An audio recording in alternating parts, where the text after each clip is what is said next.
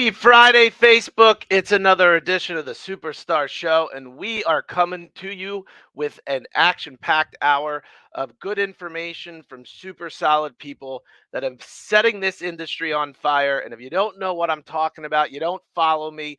I'm a real estate guy. It's what I love to do. It's what I'm passionate about.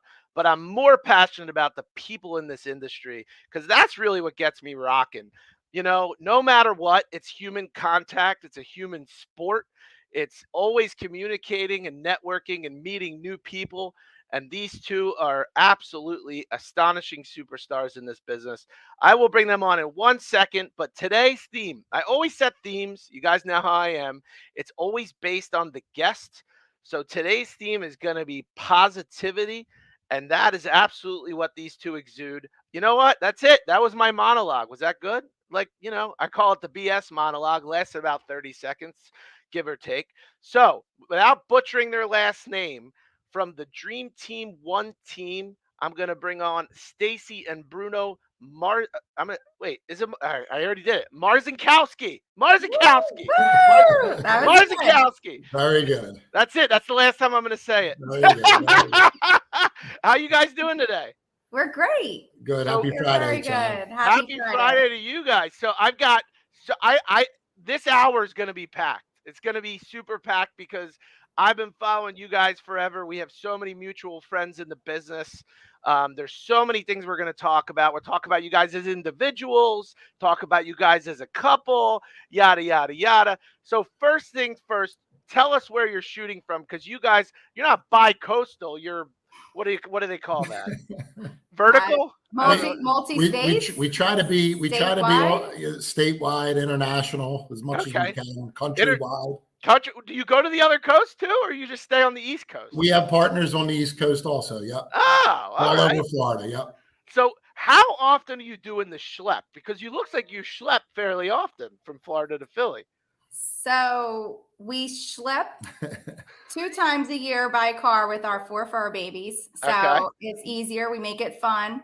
And then we make maybe like 2 or 3 periodic trips back to our hometown to see everybody, check in, talk with more clients when we can, when we get back, see as many family and friends as we can. So that's the small schleps back and forth.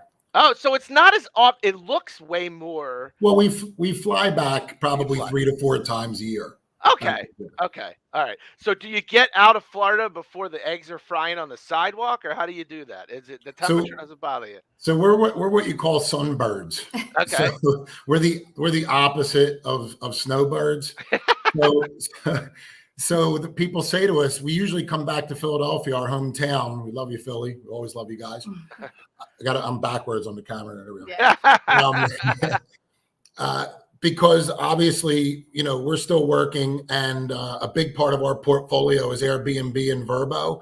Oh. So we collect, our max dollar rental money in the winter. Oh. So, in order to maximize, our residual income, plus it gives us a solid 3 or 4 week months up north to run our buyers and take care of our folks when we're up there too. So we guys see the shout out for Avi Cohen, by the way. Did you see that? Avi, hot power couple, he called. Yeah, we love Avi. Avi's awesome. A hot power. I just saw him, and he was talking in Israel doing. Isn't that amazing? I just saw that. That absolutely was amazing. Yeah, absolutely amazing. Yeah, crazy. That was really amazing. Yeah, absolutely so you guys, I mean. First of all, it's like an enviable way of life, FYI, right? I mean, I love my life. Don't get me wrong. I love my wife. And you can tell. And you can tell. Well, thank you. I appreciate that. I do. I love it. Nothing I'd rather be doing. But I'm not gonna lie. What you guys do is pretty cool. Like every other day, it's like king crab, cheeseburgers on a yacht. You know what I mean? So Lonnie Kai today as well. Yeah. I think it's beyond. So some people will become their brand and some people are their brand. You're not just the dream team. You're living the dream life. We try. No? Right. So on that, just to piggyback on what you just said, Sean, we talk about, and you had mentioned about talking with the show and, don't worry, it's all improv. So, I said, we don't talk a lot about real estate per se, because our strategy is being amongst and with the network. Hmm. So, the amounts of money when our financial advisors see what we spend on eating out and drink, and we said to them, you got to understand our marketing dollars aren't nearly as much as other teams. Sure. Because we leave most restaurants, bars, and lunches with anywhere from 1 to 10 phone numbers. And it's not always real estate. It could be to fix a car or to mow, whatever it is. But we just don't knock on doors. We don't do a lot of the old school, CRM stuff, and it all works. Don't think that we're bad talking anyone's systems. They're all great, and we learn a lot of that. But in the end, our marketing is being with folks and being there to answer their questions and being right in front of people to buy them a drink and discuss finance. And also, go ahead. So what are you going to say? Go ahead. And also meeting other colleagues. Well, we'll travel, especially since we learned a lot about Florida and getting our broker's licensing and everything like that. But we travel all through the east side to the further southwest side, and we'll meet with our preferred partners out there because we want to meet them in person. We've already vetted them out. We know that they're really good at what they do because our referrals are 100%. That's what our business is. We give leads and everything else to our team, but we don't take any of those. So that's just a boost for them. So where we find it most helpful is just meeting new folks that we're doing work with in other parts of Florida and other parts of the states. Yeah, and just New Jersey and Pennsylvania. To continue what Stacie had said, we're on goal to do 50 referrals this year. Next year, our goal is to do 100. That's awesome. And our message, one of our messages today, and you mentioned, what a rock star message would be. Not that we're rock stars, but we tell people superstars, Bruno. Don't forget about the power of referral work. And when you're in class, because I'm a newer agent, they say, hey, you guys are licensed anywhere in the country, even in the world. And me and Stacie, my wife and I just took that to a whole nother leap. And we're just, we're really working hard, like Stacie said, to physically meet our partners, spend time with them. Hey, Chad. Love you, brother. Chad. Yeah, I love you, brother. No, but those are the cookies. We're going to get back to the cookies. Yeah. So my storytelling is a journey, right? And we're going to get there, and I want to get in. And it's really, I'll tell you what, every time I do this, I always find the it factor, right? And obviously one of the it factors with you guys is the two of you together. It's infectious. I mean, it's the energy that you guys share it comes through the screen. It's a tangible, palpable thing, which I know other people feel. So I get that. Thank you for that. But the referral thing, that's interesting. We're gonna get a little more into that. I really do want to get into that. So that's the best segue. So let's go back. Let's talk about how Nicole. the two of you. Oh yeah, call out your people. Nicole's our girl. That's our girl right there. Call out your people. I like that. Interrupt me, by the way. I'm just going to talk. That's a lot. That's just by nature here. So we're going to start back to baby Bruno and baby Stacie, where you guys didn't know each other, right? There was a time where you didn't exist together. Now you're one, but we're going to talk about you guys. So I'm going to start with Stacie. Where did you grow up? How many siblings? What did mom and dad do? What was family life like? Give me the whole picture. So I grew up in Port Richmond in Philadelphia, and I have my mom and dad. I have two siblings, my two sisters, and growing up in Port Richmond was great. I mean, so three girls. So three girls. It's just me and my mom in Port Richmond, and my sisters are in Jersey. But I had. Are you Polish? No, I'm half Italian, half German. Because Port Richmond, the beginnings of Port Richmond was Polish, right? Yeah, it's heavily Polish based. Yes, it's the pierogi and sausage, and the galunki and all that. Yep, and we have some great restaurants too. Yeah, for sure. Yeah, Donna's Bar being one of them, one of the best ones. I've never been there. Okay.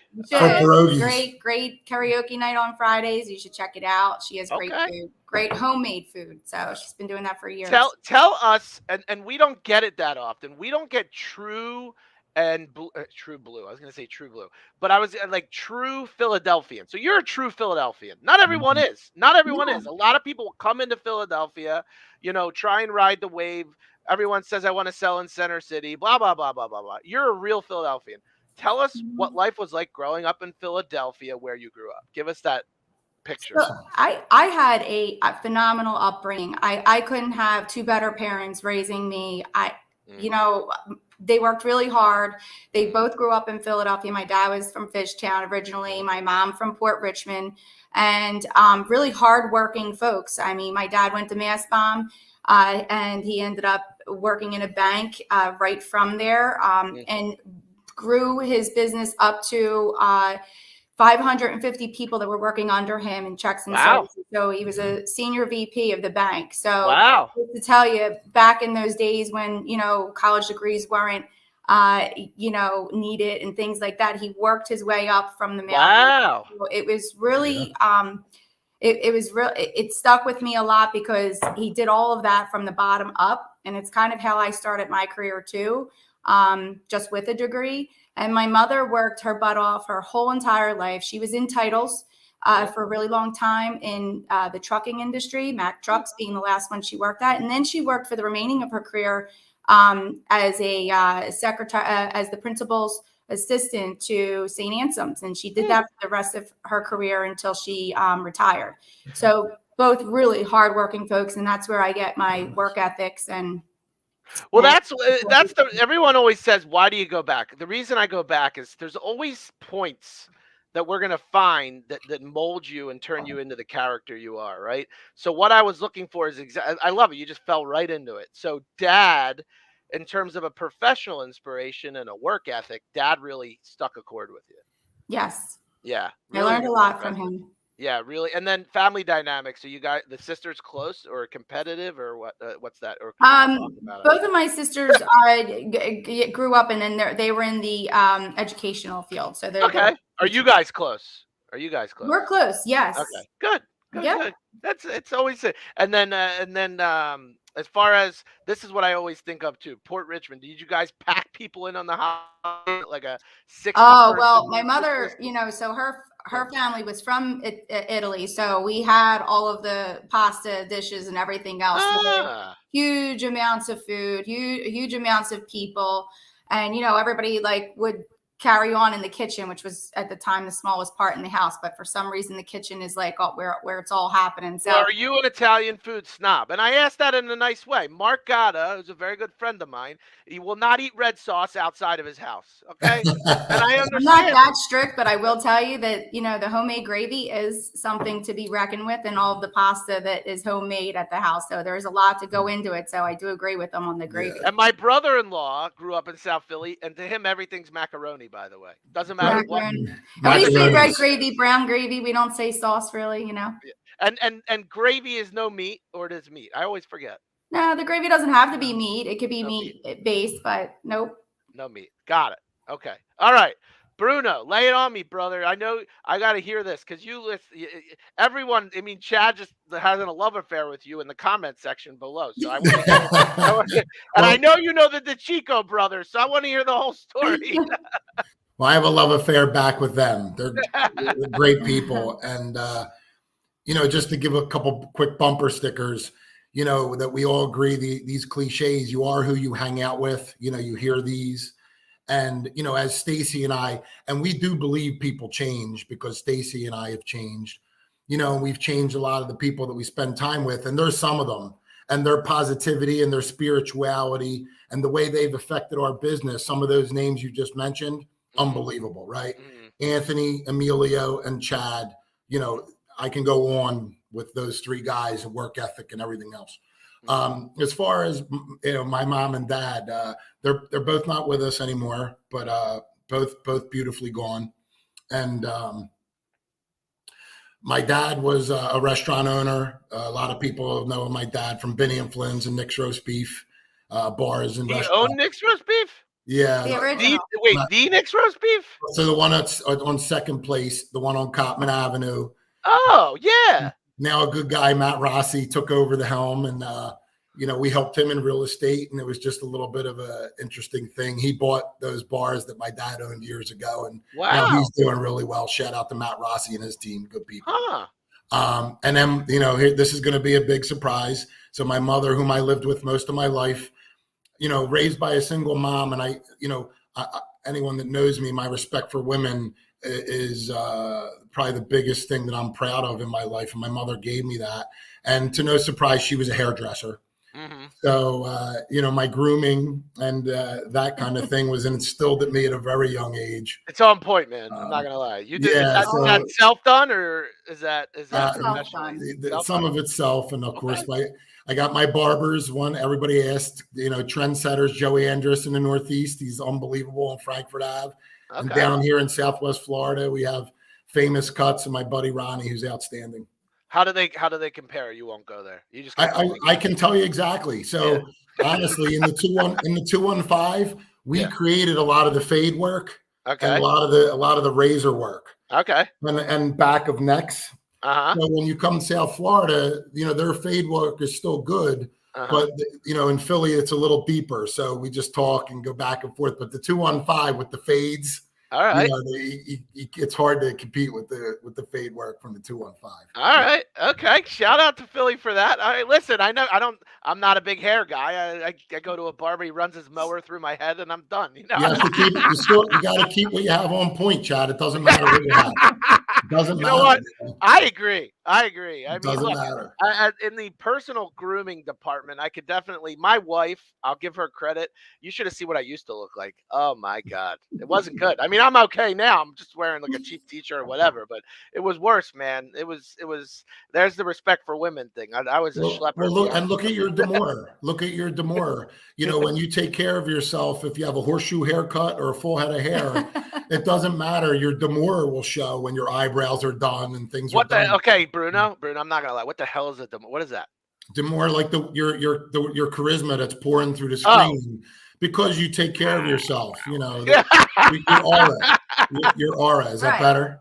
Aura. Your aura. Yeah, listen, you're gonna use words I don't know. Look, the one thing I've learned, you don't lie. You just flat out ask. I have no. I agree. That's your aura. Your aura. All right, so. I'm now. So we got up to the upbringing. So were you only child? Did you say that? Were you only child? That's another story for maybe your next show. Okay. My dad was married 4 times. My mom was married 3 times. Okay. And every Sunday, my brothers and sisters, there's 6 of us. My mother had spaghetti and meatballs for all of the wives and all of the children every Sunday. Get out of here. So we're still close to today, and we work hard just like any other family. Yeah. But my parents worked very hard to keep us together, and you know what? That says a lot. My parents were divorced too, so your parents grew up in 2 different places, but such a great upbringing, and they worked really hard to really make sure that we were all provided for and had the best of things that they didn't have a chance, and during their lives. So very appreciative. And we're going to get into the hustle and flow a little bit too, which is pretty much the nuts and bolts of this show, because that's the stuff I'm into, like that part. But before we get into that, so individually, like you guys both are very, for lack of a better term, spiritual, but I call it conscious of the mind, right? Like you're present, you think about things a lot, you give thought to it, you give, a lot of different things. People don't spend time doing that, or if they do, they don't verbalize it as much. Were you guys like that before you met one another, or is that a couples thing? In real estate, you said? No, in general. In general. No, you weren't. What'd you say? Okay. Well, we knew each other for about 25 or 30 years. Well, I'm going to get to that, but my question was the same. No, like where you're at now. So you both are very big in spirituality and positivity and finding those. Were you always that present of mind before you met one another? Were you guys like that? I would say I was always a positive person, but until Bruno and I got together, I never really had a partner like him that could really bring out the best in me and vice versa. So I feel like together we were really good. Together we're great. Individually we were good, But That's right. I think together we possess such a huge outbreak of spirituality and positivity and wanting to bring that forth to others. I think that's where, when we connect it, that's where it starts to explode, and it's really led us here today. Yeah, because like, let's be totally honest, and this is part of the way I am too, guys. Like, let's call a spade a spade. Sometimes people will do this and it's bullshit, right? They don't live it. They say it. You guys are living it. You're not. It's not a show. It's not smoke and mirrors. But I wanted. Was there something that brought the two of you to that? Was it life experiences? When did that happen for each of you? So what I say to a lot of folks that ask us that, and I agree with Stacie 100%, that, when we were, before we started dating, we were both successful folks in general. We were both pretty positive folks in general. But to say that we would have accomplished the amounts of things that we accomplished in the last 5 or 6 years without the blessings of the chemistry, we talk about the chemistry and how powerful, I talk about lovemaking and physical chemistry and how important that is, because I think we're all guilty of, after the first 2 years, all that wears off and, you just become this stagnant part. We just totally disagree with all of that. And we talk about making love as many times a day or many times a week as you can, being passionate in person, just not caring what other folks say is okay or not okay. And social media, the interesting thing about social media, if you use it for what, and I want to talk about Ed Forsythe for a minute. He talks about force for good. If you use social media for what it was founded for, it's one of the greatest tools you could ever imagine in the world. Right. Now, if you yell at your political person, or you want to talk about whose sports team's better, and you just want to scream and yell all day, all my friends I went to high school with became biologists this year. They became nuclear scientists. They became war experts. They became, college camp coaches, and these are guys that sat next to me in high school. I didn't know any of this stuff, Yeah. Now they're biologists. So I guess we just tell people, look, use social media for what it is. And if you're going to put up a controversial discussion, just be well read with it and be ready for that. Just, I put up a post on Easter that was a little bit controversial, but I was ready for the debate. So just, instead of getting mad at what people were about to say, even the Roe versus Wade, I just put up a small thing about it with the abortion, not to get into it, just to be kind to everybody because it's important to everybody. Yeah. I was ready for some debate. I wasn't mad at people's opposing view. So if you are going to put something up that's a little bit in the middle, just be ready to have a good debate, not an angry debate, right? Were you always this deep? I would think that I was always a pretty well-read guy, but my wife definitely pulled it to sharing. My wife taught me how to share it better. Yeah. Okay. That's really what I'm interested in knowing, what you guys were like prior to where you are now. It's intriguing. It's intriguing. So it really is. We both had two different avenues of where we came from. That's a good segue. So let's get into the hustle and flow. Tell me about that. So now give me the professional rise here. Give it. I was in the corporate world working for law firms, major law firms for 25 years, running them.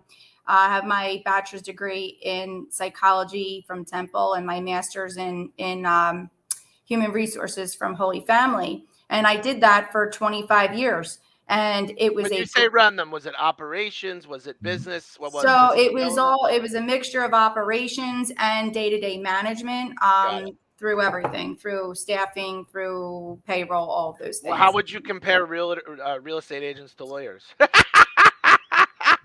Well, when I have to work with a lawyer, I'm not intimidated. I'll tell you that. So I learned a lot. I mean, and who's the bigger baby? Well, I'm gonna pass. I gotta get ratings. I gotta get ratings. Your own. Go ahead. I was kidding. I think it could be a mix of two, but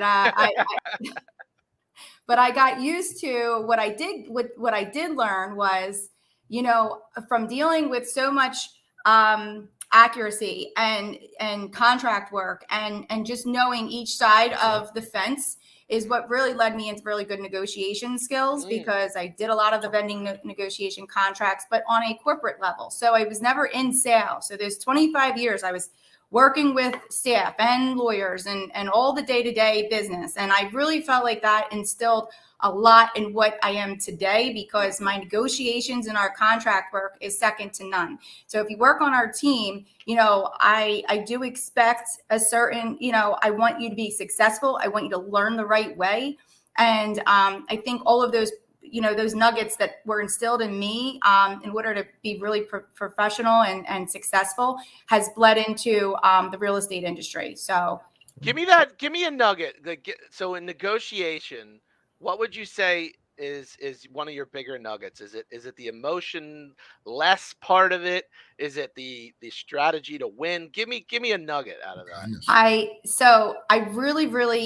We really both care passionately about our clients. So Mhm. I want what's always best for them, not just, it has to be all the way around. If a deal doesn't look good, I'm going to just express my opinion on that, and then let them, kind of digest that through.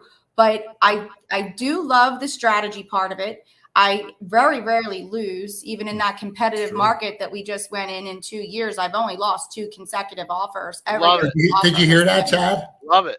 The most offers she lost in this last 2 years was 2, never a third. That's amazing.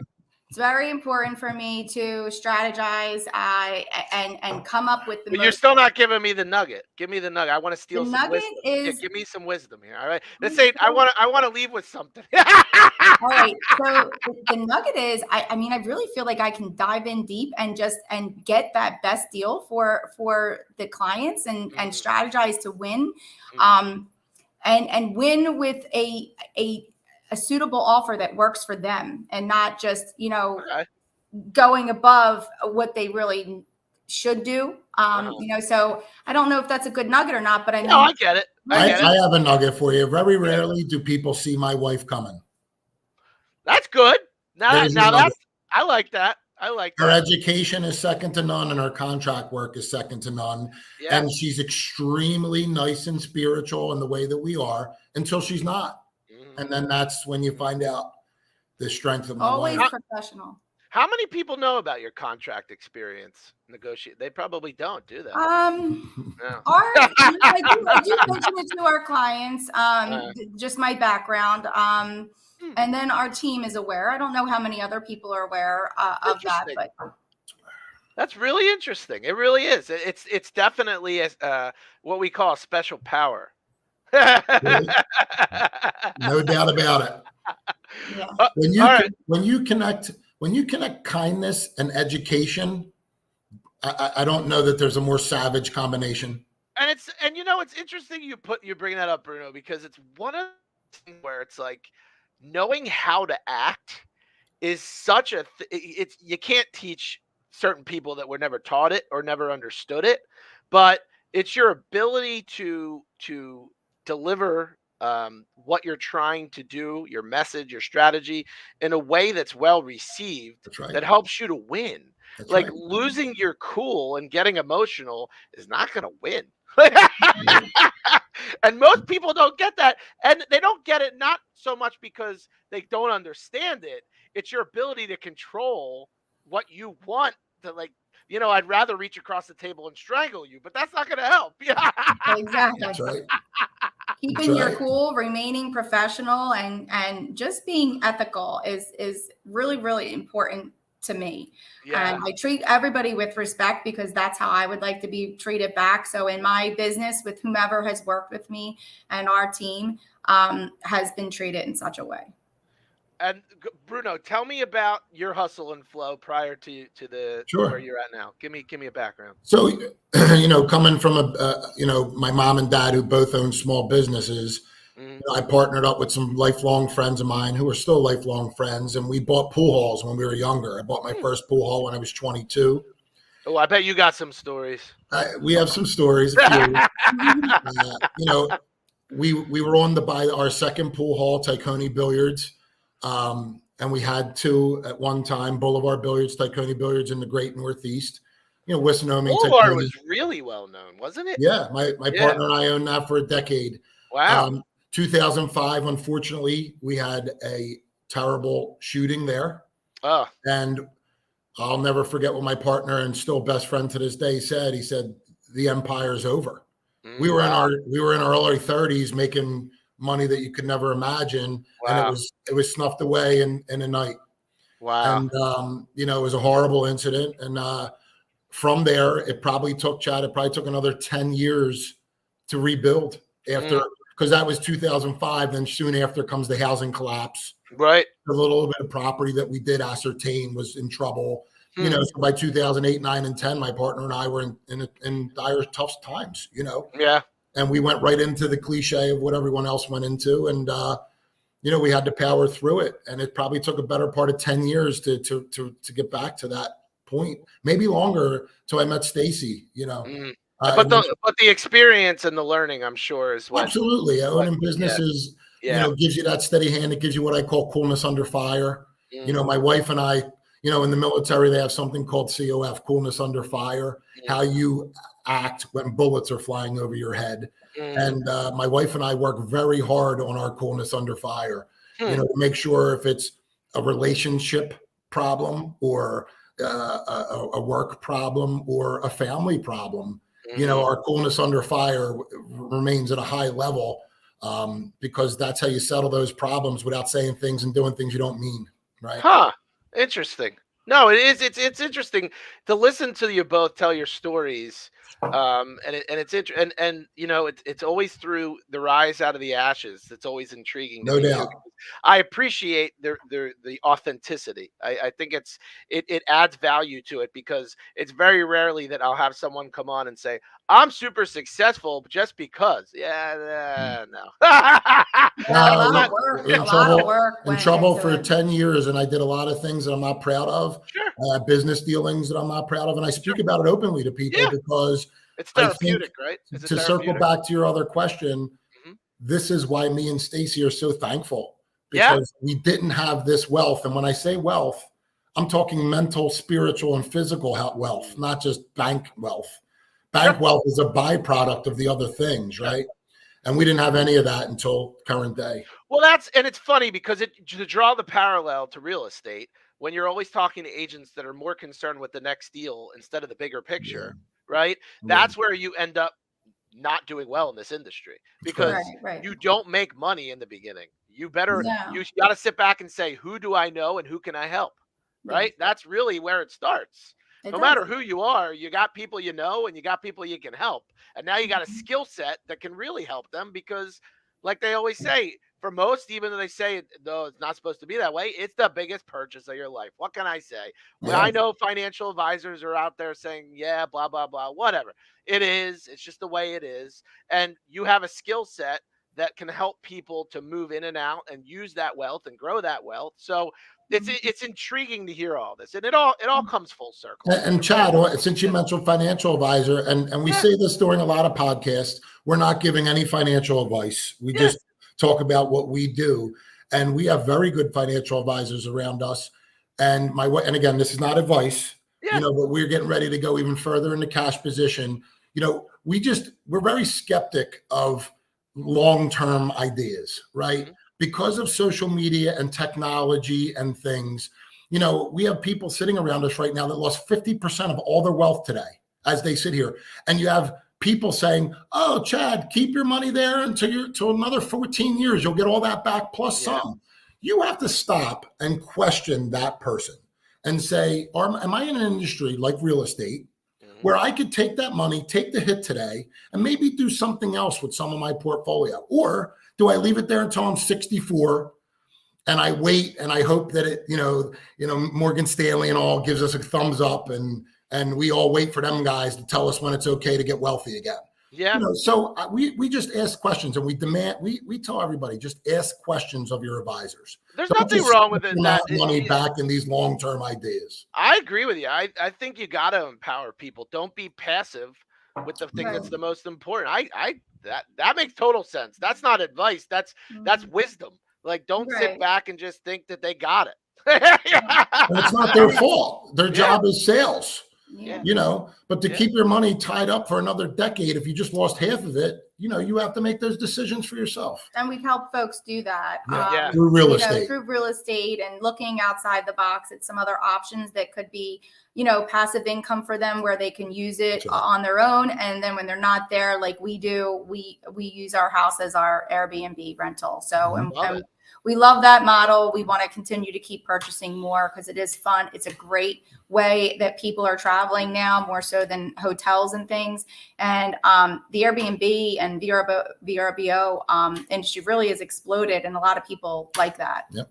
Interesting. I want to pick your brain about that, but I also I want to get now into real estate. So you, Stacie, got in without Bruno. Was you a solo agent? Were you on a team? Yep, I was a solo agent. I started in 2015. Okay. And I was a solo agent. And I then, after 3.5 years, Bruno and I had started dating, and he was in IT securities. And you're just gonna. So this is one of the greatest love stories I've had on my show, and you're just gonna go right over it. That's it. You just started dating. It's not that. No, Stacie. I'm a really good interviewer, and so tell us, because I just. Okay. Let's press rewind. Let's go way back here. This is the greatest love story I've had on the show. Let's go way back. All right. So you're doing real estate by yourself. Who you working for? Who you working for? I started out with Coldwell Banker Preferred in Center City, moved on to Keller Williams Philly. Got it. And then moved on to HomeSmart. So we're still with HomeSmart. And tell me about the growth. What are you doing as you're going? The growth was phenomenal. I mean, I worked under Jeremy Bowers, who was there we go. There's my thank you, Stacie. Give me the nuggets. I'm in the business. Jeremy Bowers. Jeremy Bowers. Cheers, Jeremy. Cheers to Jeremy, because he was with me actually in Coldwell Banker and then moved on to Keller Williams Philly. So I had the opportunity of working with him for at least 3 to 4 years. So were you at Keller Williams Philly at the beginning? It sounds like it was my second year in. So I was in Coldwell Banker for a year.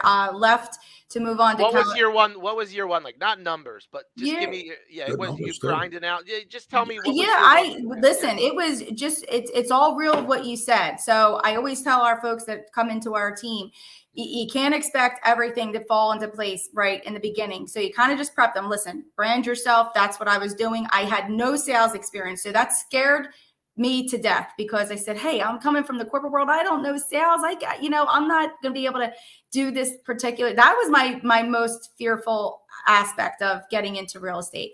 But I started grinding it out, doing what I was taught to do with like sitting open houses, trying to make the connections, reach out to people. And I just did it over and over and over again. And when I started to get, I was able to convert all my 95% of my Zillow leads, which then became my referrals too, and long-lasting clients till today that keep giving us referrals on top of that. So I really thank the people for trusting me, because it wasn't my friends and family in the beginning. It was not. It was complete strangers that actually put the trust in me for the first couple of years in business. And I get that, because one, you're dealing with a lot of personal information. Two, they don't feel comfortable just yet.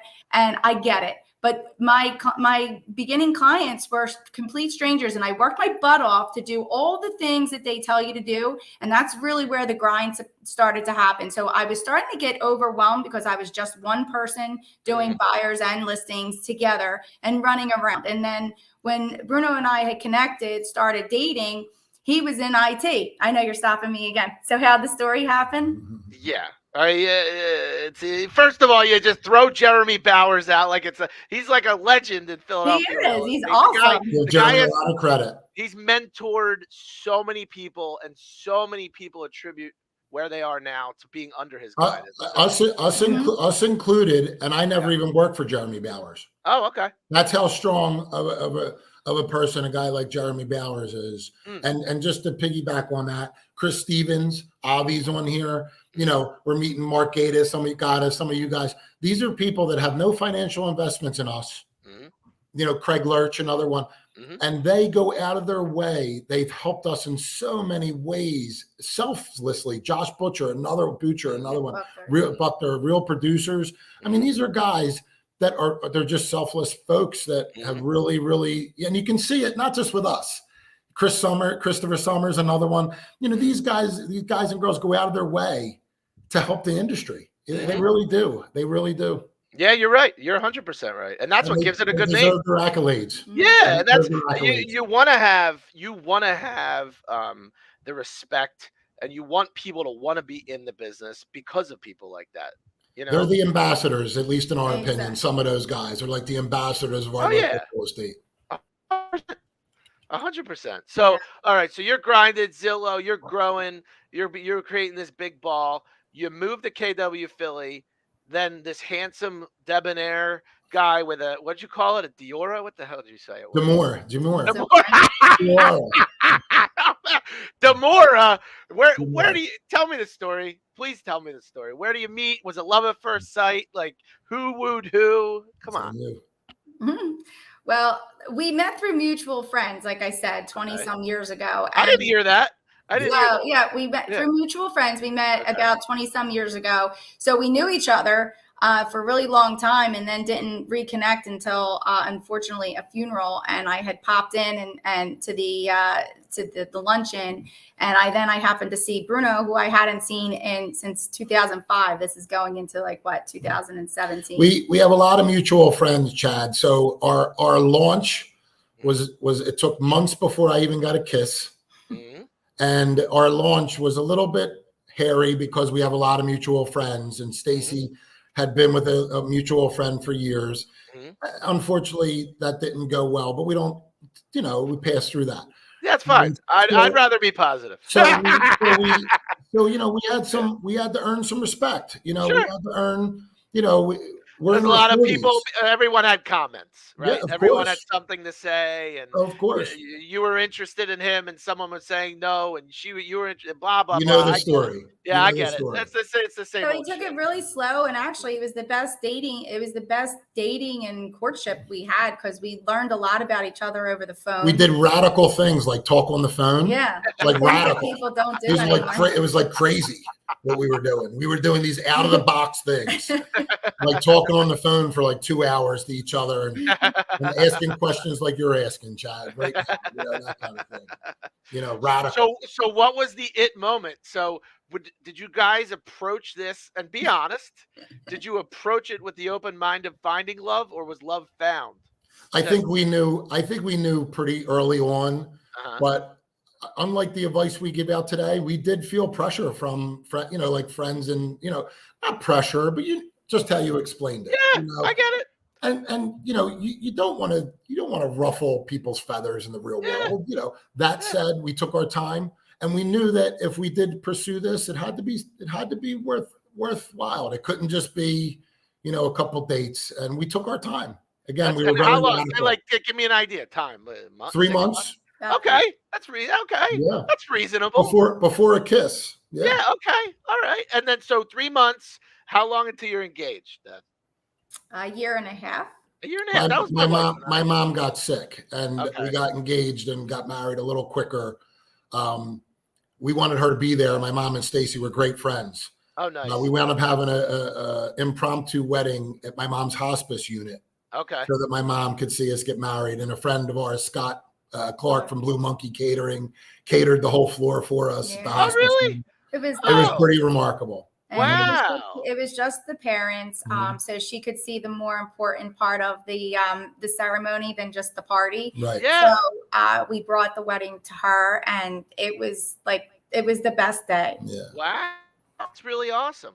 I never heard anything like that. And it was awesome. I'm sure the hospice staff appreciated what. Incredible. The staff and all the what did they eat? there. I mean, what was on the menu that day for the hospice? Oh my God, we had he did brisket. He did what's macaroni the chicken jerk he does, Jamaican chicken jerk.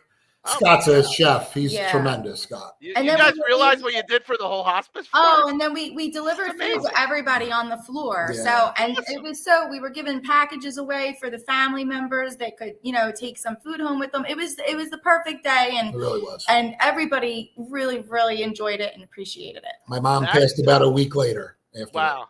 That's awesome that she was able to be there. She passed beautifully. She passed beautifully. Very blessed.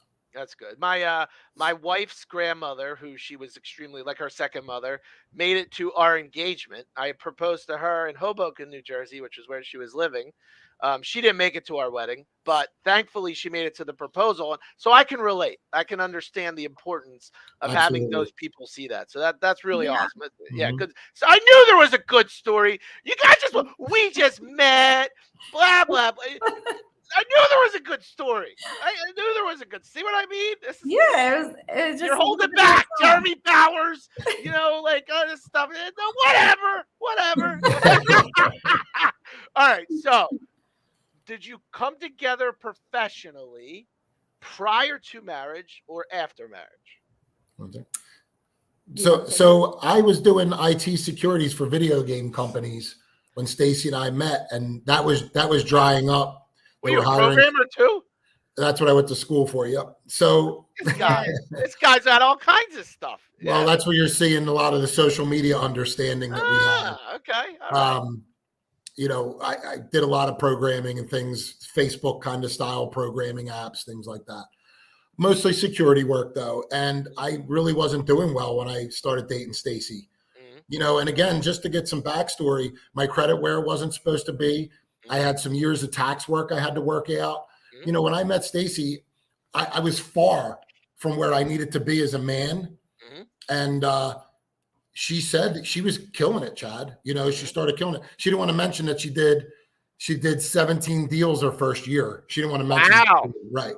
So I'm watching and I'm hearing her go, yeah, I got 3 closings this month. And you start hearing, the chunks of money, obviously. You hear them going, wow, you're really doing well over there, Stace. Like what?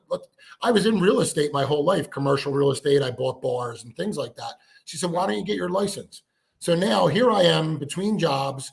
I always wanted to get into real estate, but I'm not going to lie. I was scared to death to take the test. I'm in my 40s. My whole life is changing. I'm with who I think is my soulmate. And I'm a man that's not ready for her. Right. I really wasn't. And I had to make some decisions, either get ready or she'll probably move on. She never said that to me, but let's just be honest as men, right? How long does she continue to kill it? I overshot my league tube there, buddy. I understand. My wife. I was bartending, making good money as a bartender, looking for my opportunity, but I wasn't finding it. Yeah. So, it was time. And Stacie said earlier about ripping the best out of each other. And that's what she did. She ripped it out of me. And you're seeing the story's still being told, but you're seeing the product just a few years later. I've only been a realtor just over 3 years. So did she teach you that was the dream team as soon as you're licensed, or did you have a little? Pretty much.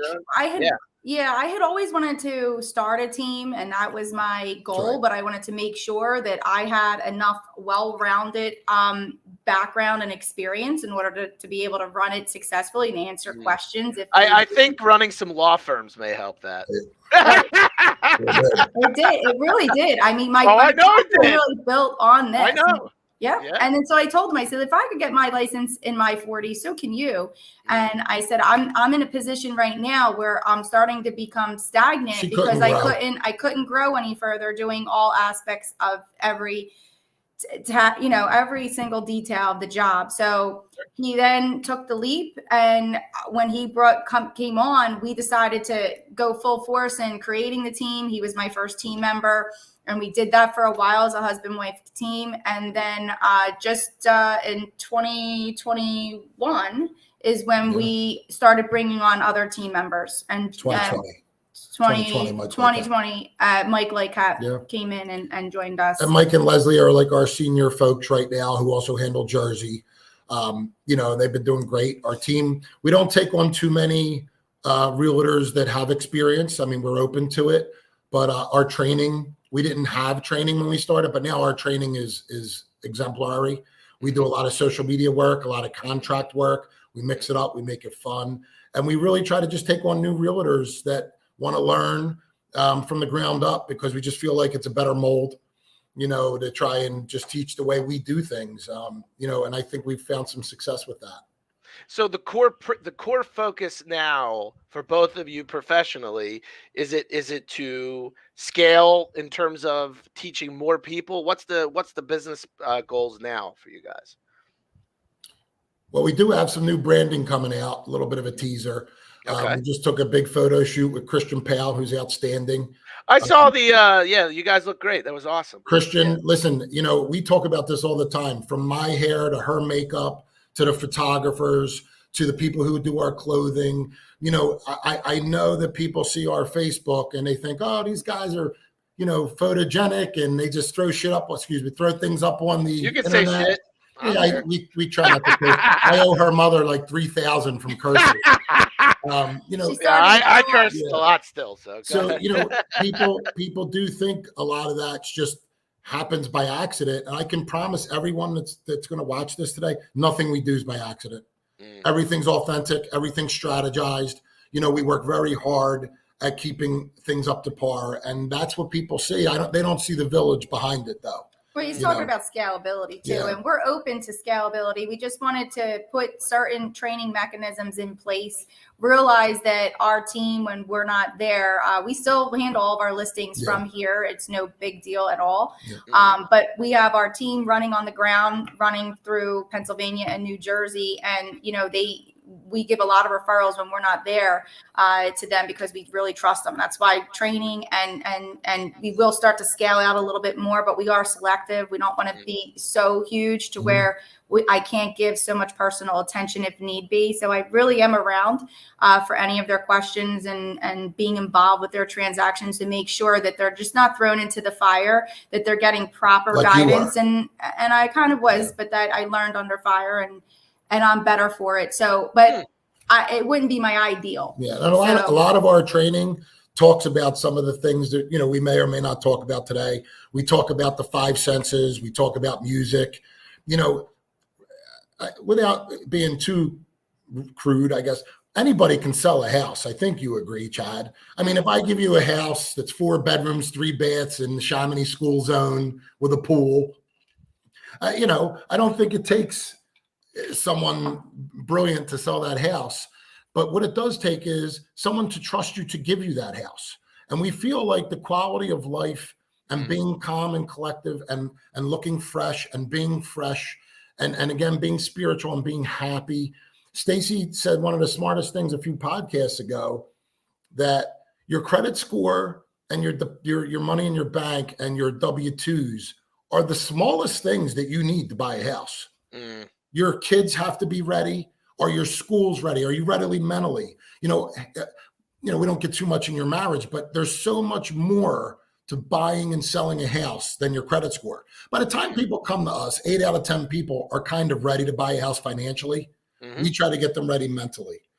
That's the part I think that me and Stacie do a little bit different. Well, the part that was communication. And just trying to let people know what they're ready. Are you ready to fight the biggest fight other than raising a child or having a child probably in your life is buying a house. Well, and that also comes with a lot. I mean, not to sound cliche, but it comes with hiring the right people to do it, right? Yeah. But in that market we just came through, no matter how much money you had, Chad, you weren't guaranteed to win your offer. That's absolutely You true. were not guaranteed. It didn't matter how much cash you had, how much you bid over, what inspections you waived. It mattered who was on the other end delivering that message. That's true. So do you guys think is real estate the vehicle to which you're living your, for lack of a better term, truer calling in life? Like, are you finding that's really the connection, or is real estate kind of just something that stumbled across the way? Because everyone has different reasons, right? They have different meanings and connections to it. Are you finding that you're able to help more people, which is what you want to do, and growing each other more connected as a couple by doing real estate? 100%. Yeah, absolutely. We've met so many fantastic people from all over the place, and everybody, like, I'm sure you have clients, you hear all these different stories and where they're looking to go and what their end goal is, and it's just so rewarding to be able to help them navigate themselves through whatever their next life journey is. And it's exciting. I mean, we try to make it as exciting as possible with less stress. I mean, that's why they're hiring us, right? It's not because we want people to be, really stressed throughout the process. We're here to eliminate that. And part of that is having open communication. Any questions that they may have, we're around. We're keeping everybody in the loop. We're very proactive on our files, not reactive. And I think all of that, it really lends itself to a really nice experience with them. And then when we go to dinner at the closing table, that's what we like to do, is bring people around each other, talk about stories. And then from there, it kind of like, it really builds on additional relationships with other people. And that's kind of like how we've been really blessed and successful moving forward. Yeah, we say our relationships begin at the settlement table. Well, and it's interesting too, because you guys, out of more so than probably any people in general, forget the fact that you're a couple. I mean, you show that it's a way of life, and I think that's one part that people don't see when they watch $1 million listings, right? It's not a show. It's It's a lifestyle. You're either connected to it and it's part of who you are, or you're not. I mean, I'm sorry, but that's the way it really is. I personally, I've connected with what I do. I seriously love it. I mean, I really enjoy it. And you can tell. Yeah. And you can tell from your face and your demure. Yeah, in my demore. Yeah. No, but I got to tell you guys, it's been a lot of fun. It's enjoyable to get to know you guys more, and you too. This short conversation. Thank you, I appreciate it. Before we go, we're gonna do a new thing with our guests. So Jason is not Jason. You come on, Jason. Come on the show. Why not? Come on, Jason. Just come on the show. Come on, Jay. Yeah, we're working on a new thing. Man, spot like yo, this guy he's like, yo, you're gonna be on my show more. Like I'm like, what's up, bro? What's going on? No, but I'm gonna drop a little teaser for them. So we've done, Jason, I mean, individually, you told me the other day, what am I, 60 episodes in? I don't even know what I'm in. Congratulations. That's awesome. Listen, as a collective, we have done over 314 episodes. That's crazy. That's incredible. That is incredible. Well, but the reason I bring this up is because we've had everyone say, you've done all this, where the hell is it? And I said, oh, it's in the metaverse. In the cloud. You can't find it. So finally, we're creating this platform called Real Estate Superstars. It's RE Superstars. That's going to be the website. And it's going to be this multimedia platform. You guys are going to get an actual profile on the website. You don't even know that yet. And we're going to dump this show under that profile with the hopes that we can build a content library together. And I can bring you guys back to do things like market updates for your team, Real Estate 101. Yeah, I that's the goal. So that would be really cool. The reason, and very helpful to people too. Yeah, I think that's cool. Very. We're trying to create a media library of people that are superstars in the business, so that they can go back and say, all right, what did Stacie and Bruno say about this and about that and about this? So that the reason I brought Jason on here is because, Jason, I want to prepare yourself. This is the first time we're going to do this. Our Monday motivational message is going to come from these guys. All right. So we're both going to go off, and I'm going to let you guys drop your nugget. And then on Monday, he's going to cut it up. And that's my Monday message. Okay. What do you think of that? What do you think of that? Nice on the fly set of thinking. You know, I'm always ready. I know. All right. So we're gonna I'll say my bye, but we're both gonna go off, and I'm gonna let you both drop. It's Monday motivation. That's what we call it, right? So same, everyone does the Monday motivation. Okay. My whole theme is crushing every day, which is kind of what I like to do. So I'm a little more business driven. I'm like Chad. The other Chad was more your be kind. I'm a nice guy, but I like to. It's just we grind a little differently. That's all. So just put that. I want to bias your message a little. And so that's about it. But go ahead, Jay. We'll go off. If you want to do a couple takes, we'll do a live, but we'll go ahead. We'll come off. Take me off, Jay. Take me off. Take you off. Take me off. Take them off. And we're going to say, this is Stacie and Bruno from the Dream T1 with your Monday motivation, and then drop it. Whenever you're ready. So I'll go first. Yeah. All right. So I would say Monday's motivation, and everyday motivation really is to be kind to yourself, do something that is good for you, to keep yourself mentally refreshed and emotionally, because everything that it comes from you, what you're going to deliver out to the universe, and people do find that and can come back the same way in that regard. So anything that you put out, if it's positive, you're going to get that positive energy out, and if it's negative, you're also going to get that stuff out. So just be good to yourself and be kind to others. And I think that you'll find that everything else will move along with you in that regard. And my Monday motivation will be two things. Will be lots of music. We listen to a lot of music. We try to listen to music we don't listen to all the time to change it up. And the five senses. We talk about the five senses all the time. Use your five senses. God gave you five senses. Let it be in your pool or in the shower, in the music, add music, add senses of smell. And this week, guys, when you do your goals, don't make all your goals about your job and your career and whatever else. Make it about your family, make it about your loved ones, make it about your queen, and live and love savagely like we do, baby. We love you guys. Peace out. That was good. So everyone stay tuned. We're going to cut that up. Jason's now got to be under pressure all weekend, which I love. Man. Do it up, man. Do it up. Thank you, guys. Thank you so much. You guys enjoy Florida. I love watching you guys. I'm big fans. Hope to see you soon. Everyone out there, thanks for watching the SuperStar before show. you hopped on, we were talking to Jason about coming down and maybe doing a shoot here from a boat, and so doing some stuff on the water. So don't keep your marketing right at your desk. I want to give you guys something. To the boat. I think the dream. Wait, hold on. Before he even hey, let me tell you, because he's gonna try to talk. I've been telling this guy, yo, we need to get in front of people. Like, it's the summertime. We need to get do it live. Do it live on the boat. Shake it up a bit. Let's go. Listen, I think you guys are on point. The Dream Team won, showcasing the dream life. That's smart. It's a show. It's a show. Love you guys. That's good. Selling real estate from a boat. Yeah, that's what I'm talking about. You guys are living the life, and I'm going to let everyone go. Thank you so much for watching. Chad. Thank you, Jay. My pleasure. Everyone have a great Friday, and we'll see you next time on the SuperStar Show. Peace.